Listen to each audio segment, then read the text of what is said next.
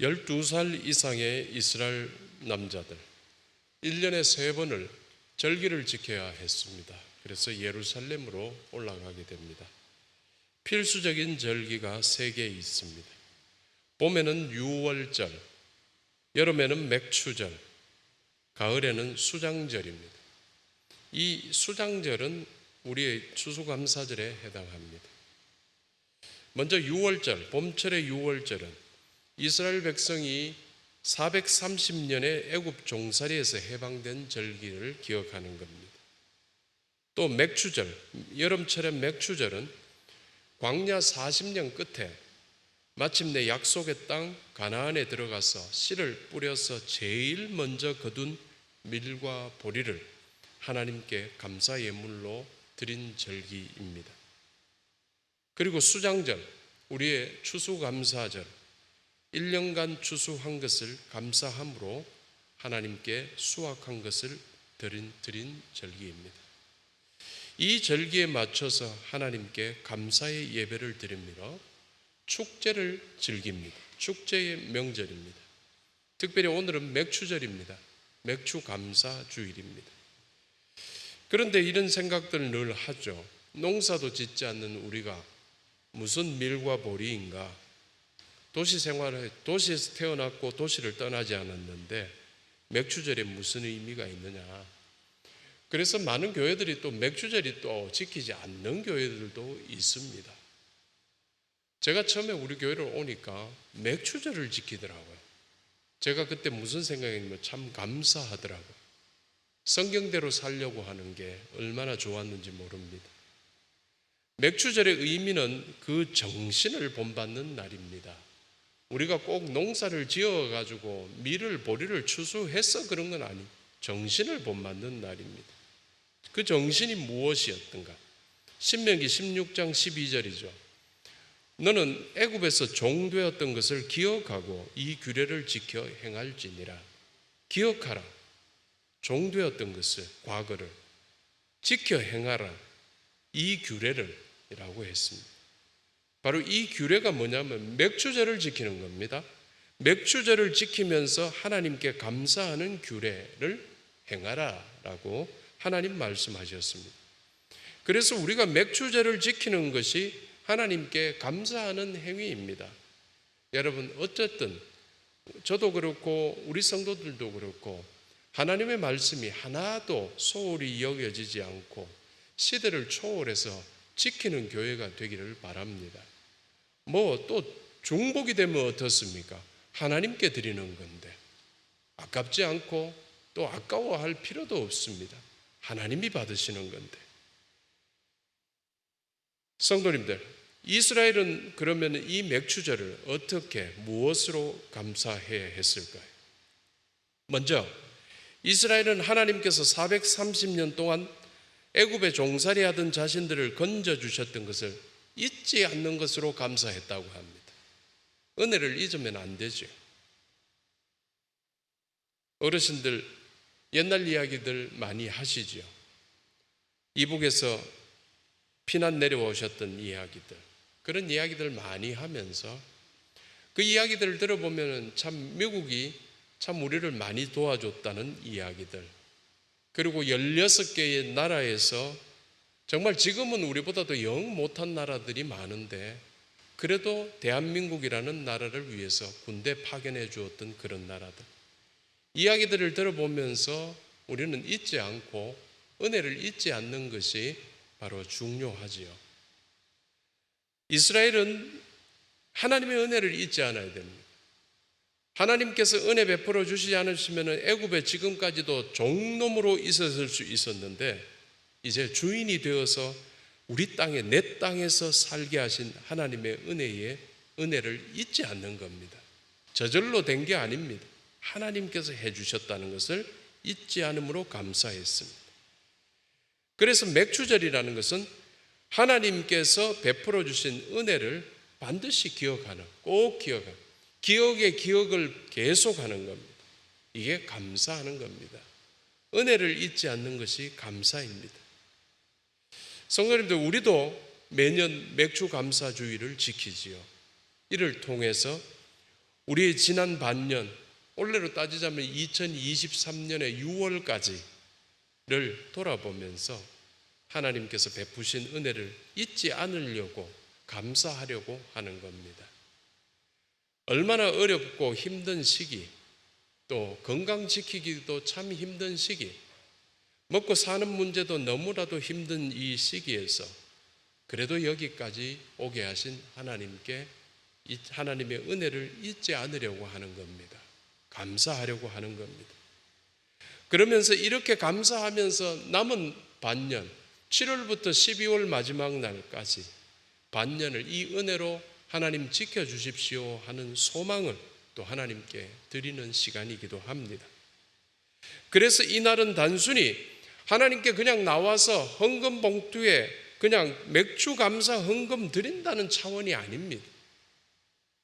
우리의 감사의 영성, 이건 우리의 생각 자체가 이 영적인 생각의 이 패러다임이 하나님께 감사함으로 채워져 있다는 겁니다. 내가 이거 잠꼬대를 해도 하나님께 감사하는 잠꼬대를 하는 거죠. 내가 정신이 허릿해서 온 말이 다 나간다 하더라도 하나님께 감사하는 게 나가는 거죠. 그게 영성, 하나님께 드리는 감사의 패러다임. 이 속에서 살기를 원하는 것, 이 속에서 하나님께 감사를 표현하기를 원한다는 차원입니다. 이것이 우리를 불신자와 구별되게 합니다. 옷은 똑같은 옷 입고 똑같이 생긴 듯하고 똑같은 모양으로 똑같은 가방 들고 똑같은 차 타고 다니는데 뭐가 다르냐? 그들은 하나님께 감사할 이유를 알지 못하고 필요도 알지 못합니다. 그러나 우리는 하나님을 감사합니다. 이게 구별이 된다는 것입니다. 신명기 16장 10절에서 말합니다. 네 하나님 여호와 앞에 77절을 지키되 내 하나님 여호와께서 네게 복을 주신 대로 네 힘을 헤아려 자원하는 예물을 드리고 했습니다. 이 77절이라는 것은 맥추절의 다른 말입니다. 맥추절을 지키는데 무슨 말을 쓰냐면 네게 복을 주신 대로, 이 복은 하나님께서 주신 복을 말하는 겁니다. 하나님께서 주신 복을 헤아려서 네 힘을 헤아려 봐라.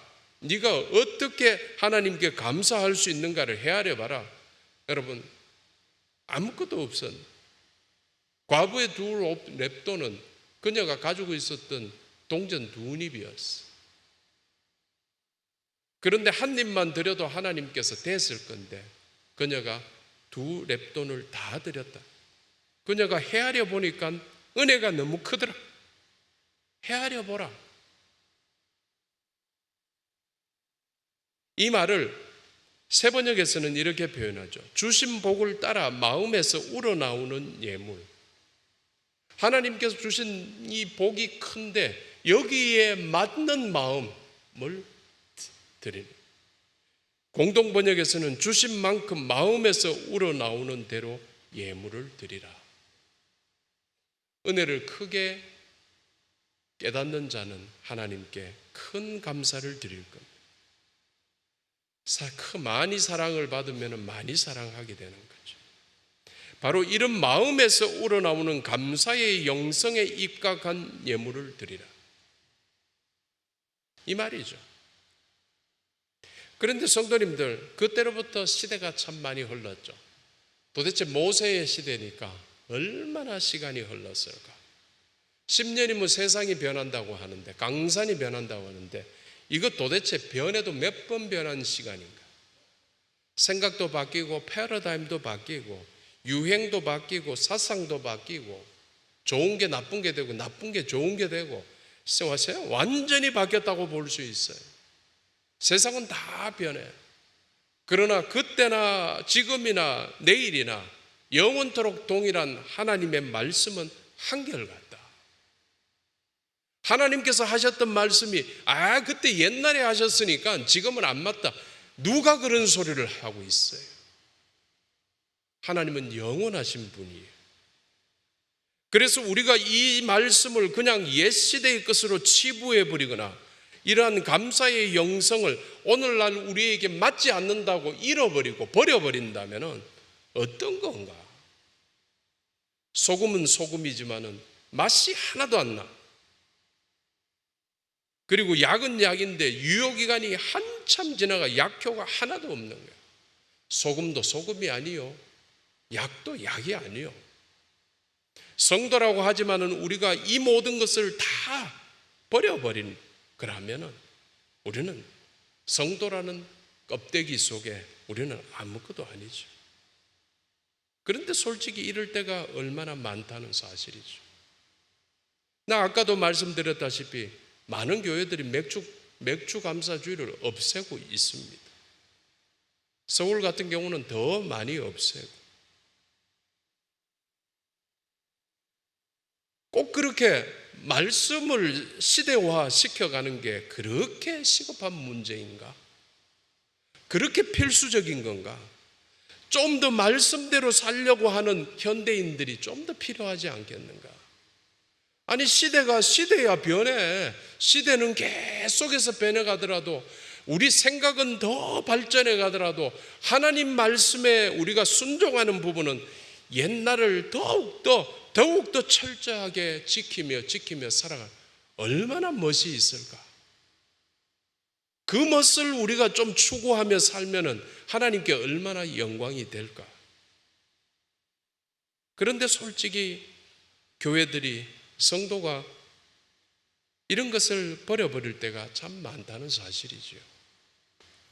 그래서 성도님들, 우리는 이 감사의 영성을 하박국에서 배우게 됩니다. 하박국이 그 어떤 힘든 상황, 그 감사할 수 없는 상황 속에서 하나님을 감사했던 감사의 영성의 구절이 있죠. 하박국 3장 17절 18절 우리 함께 봉독합니다.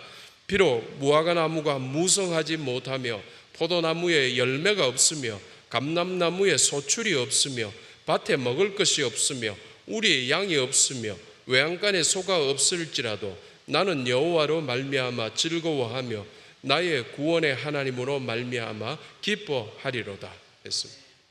이 감사의 영성이 그에게도 있었듯이 먼 훗날인 우리에게도 있을 필요가 있습니다. 그때도 역시 이 감사의 영성을 포기해버린 사람이 많았지만은 하박국이 지켰듯이 오늘날에 포기해버리는 사람이 많을지라도 우리가 지켜나간다면 우리는 하박국의 감사의 영성을 이어받는 자들이 되는 겁니다. 정말 아무것도 없어도 혹은 생사가 걸린 전쟁의 위기 속에 이보다도 더할 수도 있죠. 그런데 그런 걸 뛰어넘어서 내가 하나님을 감사하고 있는 거예요. 잘 되고, 하박국 같은 사람은 형통했을 때 하나님께 더 기뻐할 수 있죠. 이 상황에서도 하나님을 즐거워하는데 형통하면 더 감사할 수 있죠. 바로 이 영성을 배우는 거예요. 오늘의 저와 여러분에게는 우리를 구원하시기 위해 십자가에서 피 흘리신 주님의 은혜, 감사하는 영성이라 할 수 있습니다. 이 감사의 영성은 성도의 신앙 고백입니다. 예배라는 사실을 꼭 기억하시기 바랍니다. 이 감사의 영성이 필요합니다. 성도님들, 잘 아는 사건이 있죠. 주님께서 10명의 나병 환자를 고쳐주셨던 사건입니다. 누가복음 17장에 등장하는데, 사실 이 사건에서 10명이 찾아왔고 10명을 우리 주님께서 다 고쳐주셨죠. 그 10명이 자기가 나왔던 게 무엇 때문에 나왔던 것을 모르는 사람이 아닙니다. 주님께서 시키는 대로 해서 나았으니까 주님께서 낫게 하셨죠. 그런데 감사하러 돌아온 주님께 온 사람은 오직 한 명이었더라 라고 분명히 이야기하죠. 누가복음 17장 15절, 그 중에 한 사람이 자기가 나은 것을 보고 큰 소리로 하나님께 영광을 돌리려 나와, 하나님께 영광을 돌리며 나와, 다시 말해 주님께 감사하러 왔다는 것입니다. 그때 우리 주님께서 한마디를 탁 던지십니다. 이게 주님의 진심이 들어가 있습니다. 우리 예수님, 우리 주님, 우리 하나님 무조건 우리에게 은혜만 베푸시고 아무것도 없는, 마음과 생각은 아무것도 없는 그런 어떤 복주는 기계로만 여기는가? 우리 주님의 마음을 한번 볼까요? 누가복음 17장 17절에서 18절입니다. 우리 함께 읽겠습니다. 예수께서 대답하여 이르시되 10사람이 다 깨끗함을 받지 아니하였느냐? 그 9은 어디 있느냐? 이 이방인 외에는 하나님께 영광을 돌리러 돌아온 자가 없느냐 하시고. 제가 만약에 소설가라면 이 부분을 어떻게 할까? 예수께서 이 말씀을 하기 전에 섭섭하다 야, 이 말을 넣는 게 좋을 것 같아. 야, 섭섭하다. 9명 그 어디 갔어? 지금 우리 주님의 진심이 드러나고 있는 거예요. 병 고침을 받았다는 것 자체가 그렇게 중요합니까?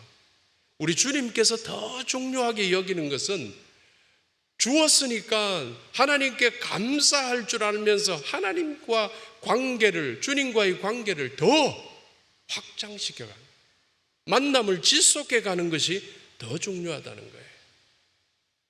그래서 주님께 감사하는 영성은 이후로 주님과의 만남을 지속하게 하는 축복입니다. 솔직히 우리에게는 이 감사의 영성이 필요하죠. 성도님들, 오늘도 우리 주님께서는 그 한 명, 바로 감사의 영성을 가진 복된 사람을 찾고 계시지요. 여러분이 바로 이 사람이기를 주님의 이름으로 축원합니다. 오늘 본문 말씀에서도 바로 이 점을 말씀하고 있습니다. 신명기 26장 2절과 10절 두 절을 우리 함께 읽겠습니다. 내 하나님 여호와께서 내게 주신 땅에서 그 토지의 모든 소산의 만물을 거두은 후에 그것을 가져다가 광주리에 담고 내 하나님 여호와께서 그의 이름을 두시려고 택하신 곳으로 그것을 가지고 가서 여호와여, 이제 내가 주께서 내게 주신 토지 소산의 만물을 가져왔나이다 하고 너는 그것을 내 하나님 여호와 앞에 두고 내 하나님 여호와 앞에 경배할 것이며. 오늘 맥주감사주일에 주님의 몸된 교회에 나와서 하나님께서 지난 반년 동안 베풀어 주신 은혜에 감사하는 마음과 예물로 하나님을 예배하라라는 말씀이죠. 그러므로 오늘 우리가 드리는 맥주감사주일 예배가 이러한 감사의 마음과 예물로 풍성한 예배가 되기를 주님의 이름으로 축원합니다. 한편 오늘 본문은 이스라엘의 역사를 다루고 있습니다. 그런데 이 역사를 다루면서 하나님의 섭리를 이야기하고 있습니다. 고백 형식입니다. 이스라엘이 애굽으로 간 것도 하나님의 섭리였죠. 여러분 잘 알고 있죠. 곧 이어서 다가오게 될 대기근에서 그 가족을 살리시기 위해서 그 아들 요셉을 미리 애굽으로 보내었던 과정이었죠. 하나님의 섭리였습니다. 또 430년을 애굽에서 산 것도 하나님의 섭리고, 애굽에서 해방되어 홍해를 건너 광야를 거쳐 약속의 땅에 왔고 이렇게 또 풍요롭게 살게 되었다는 섭리에 대한 고백이죠. 이는 결국 이스라엘의 신앙 고백입니다. 지금 여기까지 함께 하셨던 하나님의 은혜에 대한 섭리에 대한 고백, 우리는 이것을 성경적인 세계관이라고 합니다. 우리가 보는 세계 관점이죠. 우리가 보는 역사의 관점이죠. 하나님의 은혜라는 이 관점으로 보게 되는 겁니다. 그랬을 때 모든 것이 합력해서 선을 이루는 하나님의 놀라우신 섭리가 눈에 보이게 탁탁탁탁 보이는. 이거 뭐 구전 상황 속에서도 하나님의 그 손이 내려오는 것이 보이게 되고, 정말 놀라운 위기 속에서도 하나님께서 그걸 막아주시는 그 하나님의 그 돌보심의 손이 보이게 되고, 이게 바로 성경적인 세계관이죠. 이 관점이죠. 이 세계관의 관점으로 우리가 지난 반년을 또 돌아봅니다. 지난 반년은 어땠던가? 우리가 그냥 아무 관점도 없이 그냥 보게 되면 그냥 어렵기만 했고 막 여러 가지. 그런데 그 어려움 가운데서 하나님의 손이 왔다 갔다 하면서 나를 돌보고 위험 가운데서 붙잡아주고 먹을 것을 주시고 했던 이 하나님의 은혜의 것들이 내 관점에 다 다 보이게 된다. 그래서 하나님의 섭리 안에서 되지 않은 것이 하나도 없었더라. 내가 306개월 동안에 아침에 일어나서 눈 뜨는 것마저도 하나님께서 나를 건강하게 만들어 주시고 아침에 숨 쉴 수 있게 하시고 깨워 주시게 하셨던 하나하나의 것들이 다 이렇게 보이더라. 이게 은혜의 관점이죠.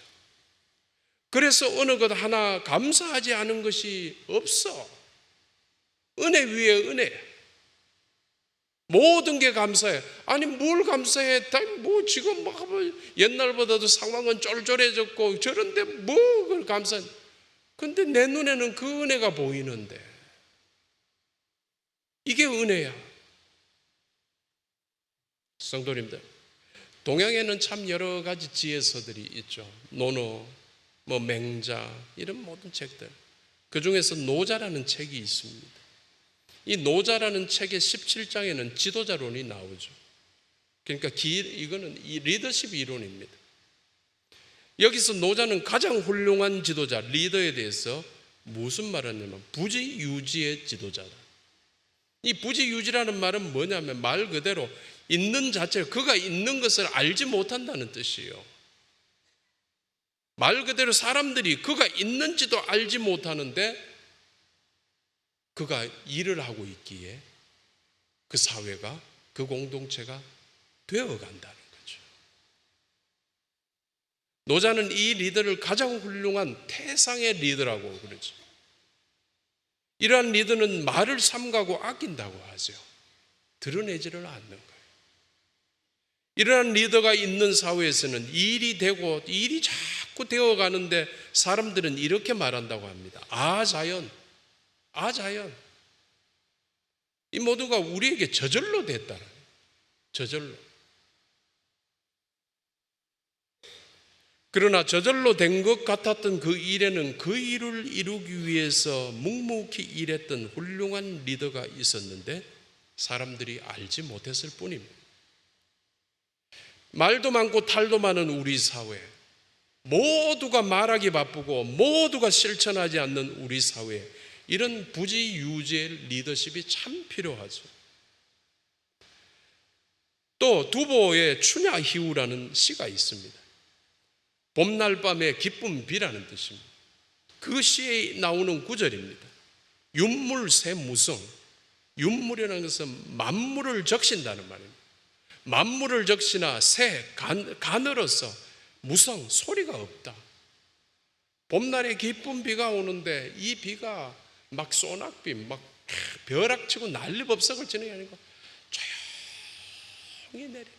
잠자는 애 아무도 안 깨고 정말 평안하게 잘 수 있지만 밤새 조용히 내린 비가 정말 비가 필요한 곳에 만물을 적시고 있었더라라는 거예요. 이런 도움이 필요하다. 이러한 도움을 주는 자가 되고자 하는 두보의 시이죠. 부지유지, 있는지도 몰랐지만 그 일이 되게 했던 하나님의 은혜. 윤물새무성, 정말 소리도 우리도 차마 깨닫지 못했던 가운데 우리의 모든 인생을 은혜로 적셨던 하나님의 은혜. 이게 같은 거예요. 성도님들 아시겠지만 우리의 삶에서 우연이 어디 있고 저절로 된 게 어디 있습니까? 하나도 없습니다. 하나님께서 섭리하셨기 때문입니다. 부지유지로 윤물새무성으로 하나님께서 섭리해 주셨습니다. 이슬비 같은 은혜로 우리를 촉촉하게 적셔 주셨던 하나님의 진한 은혜였습니다. 그래서 나의 나 된 것은 다 하나님의 은혜라는 바울의 고백에 우리가 잊지 말아야 할 감사의 영성이고요. 지금까지 지내온 것 주의 크신 은혜라 하는 찬송가의 고백이 우리가 고백해야 할 감사의 영성이 됩니다. 이러하시기를 주님의 이름으로 축원합니다. 성도님들, 지난 반년을 지켜주신 주님께 감사합시다. 그리고 지난 반년을 지켜주신 주님의 은혜가 또 남은 반년을 인도해 주시기를 또 소망합시다. 아무것도 염려하지 않는 성숙한 믿음으로 은혜에 감사하는 영성으로 하나님께 영광 돌리시기를 주님의 이름으로 축원합니다. 기도하겠습니다.